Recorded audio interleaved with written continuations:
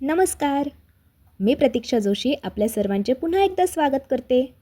आठवणी जुन्या, आवाज नवा या आपल्या नव्या कोऱ्या मालिकेत.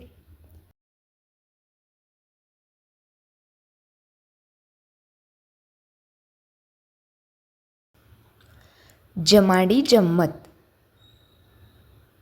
आई, एकदा की नाही मी खूप खूप गंमत करणार. मी चिवचिव चिमणी होणार.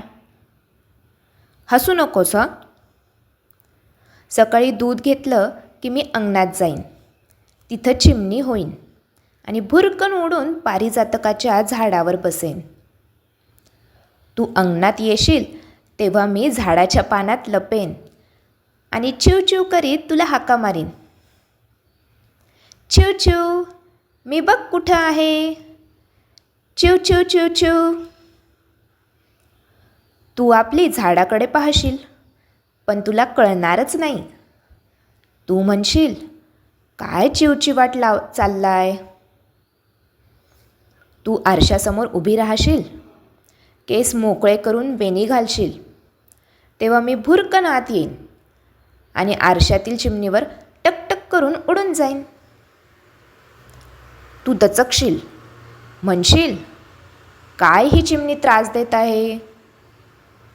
मी आपली खिडकीच्या दारावर बसेन. चिव चिव चिव चिव करत राहीन. तुला कळणारच नाही की ही तर आपली बेबीच आहे. तू स्वयंपाक करायला लागशील ना, तेव्हा मी भुरकन उडून तिथं येईन. फिरत राहीन, इकडून तिकडे तिकडून इकडे, चिव चिव चिव चिव करीत. मी मधूनच तुझ्या डोक्यावरून उडत जाईन, इतक्या जवळून की तुझ्या केसांना माझे पंख लागतील. तू तर घाबरूनच जाशील. हात वर करून म्हणशील, काय मेलीनं उच्छाद मांडलाय. मी खूप हसेन. चिव चिव चिव चिव. तुला कळणारच नाही की ही चिमणी म्हणजे. दुपारी तू धान्य निवडत बसशील, तिथंही मी येईन. झरकन खाली येऊन पुढ्यातले दाणे चोचीनं टिपीन आणि भुरकन उडून जाईन. तू रागानं मला हाकलायला उठशील तर मी उंच तारेवर बसून मस्त झोके घेत राहीन आणि म्हणेन, चिव चिव चिव चिव. कशी गंमत केली एका माणसाची. संध्याकाळी दिवे लागणी झाली की तू मला हाका मारशील, बेबी, आज दिवसभर बाहेर खेळलीस, आता घरात ये बघू. मी घरात येईन पण चिमणी म्हणूनच. दिवाणखान्यात येईन आणि तसबिरीच्या चौकटीवर बसून तुझ्याकडे टकमक टकमक पाहत राहीन. तू म्हणशील, अजून ही बया इथंच. मला बाहेर घालवण्यासाठी तू टाळ्या वाजवशील, शुकशुक करशील.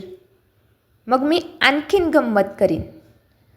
मी तसबिरीवरून उठेन आणि वेड्यासारखी या भिंतीपासून त्या भिंतीपर्यंत जोरानं उडायला लागेन, भर्र भर्र.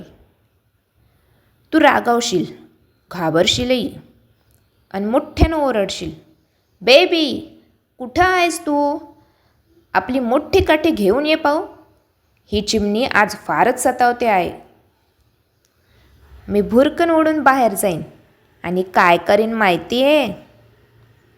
पुन्हा आपली बेबी होईन नेहमीसारखी. मग काठी घेऊन दिवाणखान्यात धावत येईन आणि म्हणेन, आई, ही घे काठी. कुठं आहे ग चिमणी. तू इकडे तिकडे पाहशील, तसबिरीवर, कपाटावर, दारावर, पण चिमणी दिसायचीच नाही.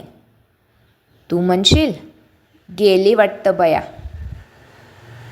तुला कळणारच नाही की ती बया तुझ्यासमोरच उभी आहे. तुला कधी समजायचं नाही की आपली बेबीच चिमणी झाली होती. रात्री तुझ्या कुशीत झोपताना मी खूप खूप हसेन. तू म्हणशील, का ग हसतेस. पण मी मुळीच सांगणार नाही आमची ती जमाडी जम्मत.